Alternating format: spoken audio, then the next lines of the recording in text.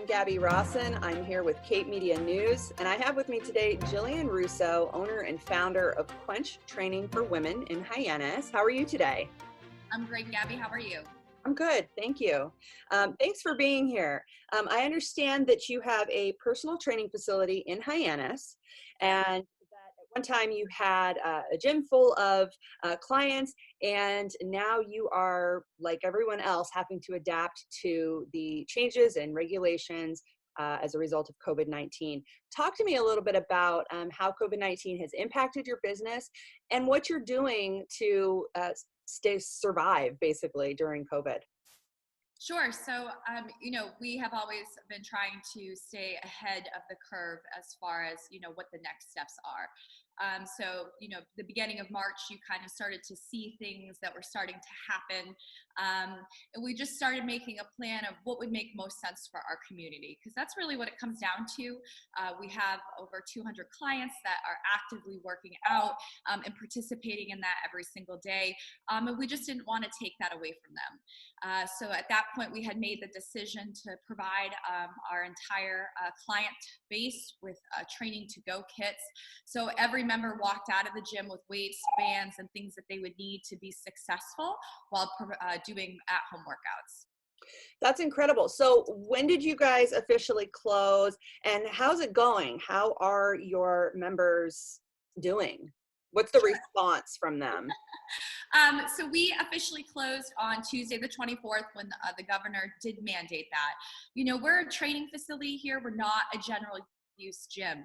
So what that allows us to do is really control who's coming through the door, at what rate they're coming through the door, what they're touching every single time that they come into the facility itself. So that's probably the main distance that allows us to stay open longer and be more helpful longer. But we've been keeping our members as happy as possible, because really that's what it comes down to. What is it that I can do for you? So we've been delivering our recovery shakes to our members' homes so that they can continue to be successful with those. We do daily workouts on Zooms. We've been doing challenges. It's literally, what do you need? And I'm here for you to figure that out for you. Wonderful. And now tell me, how is this impacting you on a financial level? I mean, are you still paying rent? Are your members canceling their memberships? How have you been impacted financially? Yeah, it's hard right this second to see what the future is going to look like. We did have a few cancellations of people that, take care of parents or just aren't comfortable in that scenario, in the scenario that we're in.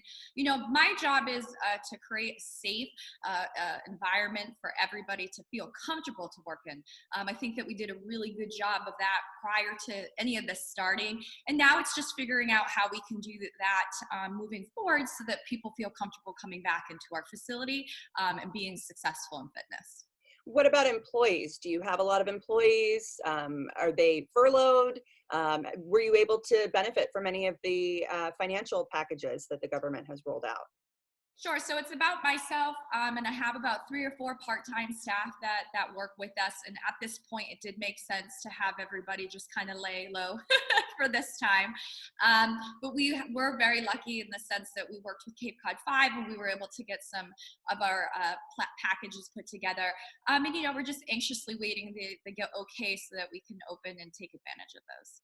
Yeah, now gyms fall under the phase 3 category. And as you know, some gyms are popping up saying we're opening.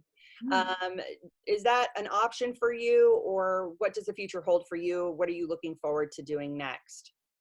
Yeah, that's definitely a tricky question. We have a lot of members that are like, let's get back to the gym and let's get something going. And of course, we're definitely engaged in that. But we do feel that there is a level of social responsibility and respect that has to come with that. Yes, we want to be open. Yes, we want to be in business and providing for our members. But I think that there's this level of social responsibility that goes with that.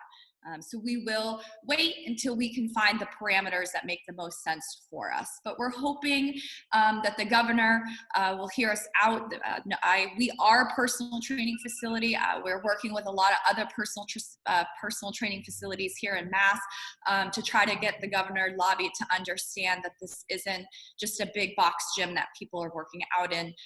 We have a lot of controllable factors here. Okay. All right. So you're feeling positive and good about the future of these things? I mean, you guys are not at risk of going out of business anytime soon? We're not, the funny of the whole thing is that we just celebrated our 1-year anniversary in January. We were down at the West End. We had a huge party. Everybody was dancing and hanging out. And 3 months later, we're like, okay, we got to shut down for a little bit. But we're doing what we can to support our members and to make sure that, they're happy and they have what they need. Just because our doors aren't open doesn't mean that fitness doesn't happen. And that's what our jobs are, is to support you no matter where you are so that you can be successful. And that's really what we focused on. I think that we hope that people will feel comfortable to come back out into the community, whether it's in our 4 doors or our 4 walls, and, down Main Street again. And we hope to see that. But I think it's our responsibility to show people that we have a safe business and that we're taking the necessary steps and protocols to get you here and make you successful. Wonderful. Well, thank you so much for sharing all of that with us and our viewers. And we wish you great success, and please keep us posted. All right. Continue to follow your story. Thank you. Thanks.